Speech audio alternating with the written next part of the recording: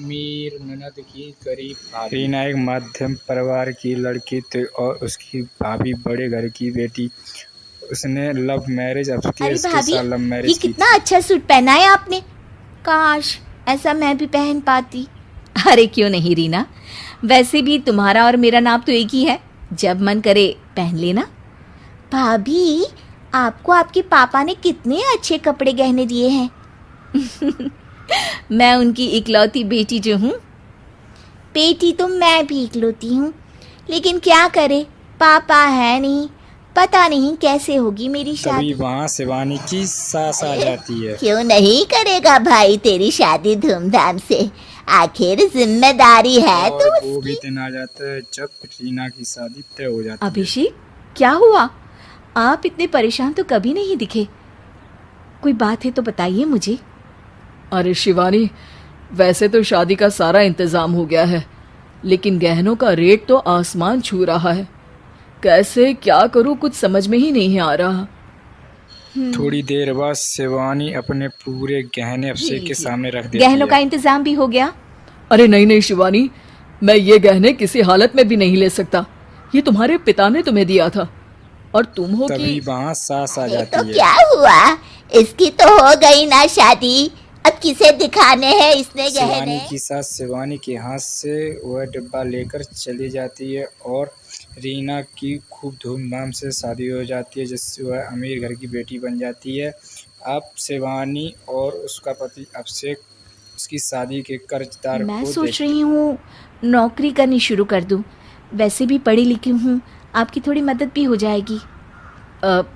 वैसे शिवानी, कुछ दिन कर लो तो अच्छा ही होगा, क्योंकि ज़रूरत भी है। अब शिवानी भी नौकरी करने लगती है और घर खर्चे में अभिषेक का हाथ बटाती है। शिवानी, रीना का फोन आया था, कह रही थी कि आने वाले त्योहार में उसके ससुराल जाना है। ठीक है माँ। अरे ठीक तो है, लेकिन एक काम कर लेना, उसके सास ससुर से लेकर पूरे खानदान के कपड़े मिठाइयाँ सब ले आना, और हो सके तो रीना के लिए छोटे से कान में पहनने के बूंदे भी।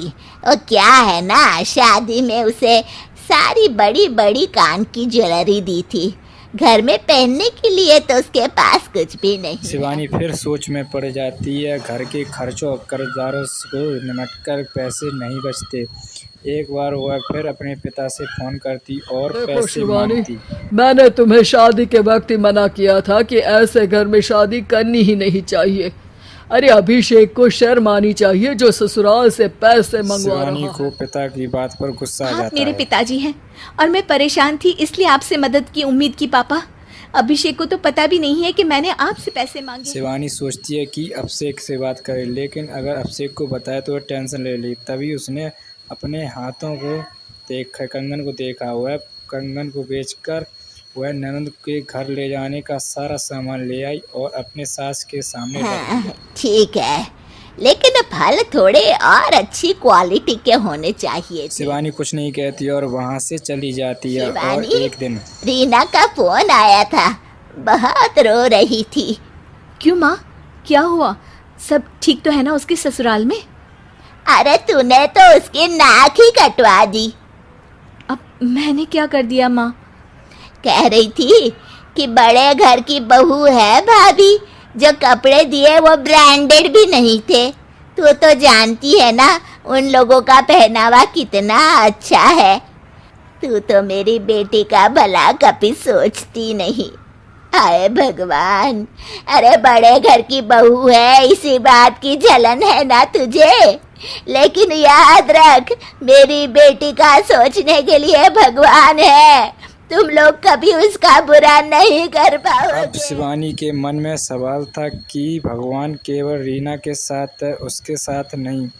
वह बहुत ही परिस्थितियों पर घिरी हुई थी। तभी उसकी सास और वह अमीर घर की बेटी भी थी, लेकिन वह गरीबी के कर्जदारों के कारण वहाँ से चली गई। अब रीना वह बहुत बड़े घर की बेटी होने के कारण अब रीना उससे बात भी नहीं करती थी। पति पत्नी दोनों सोच में पड़ जाते हैं। अब क्या होगा आगे देखें।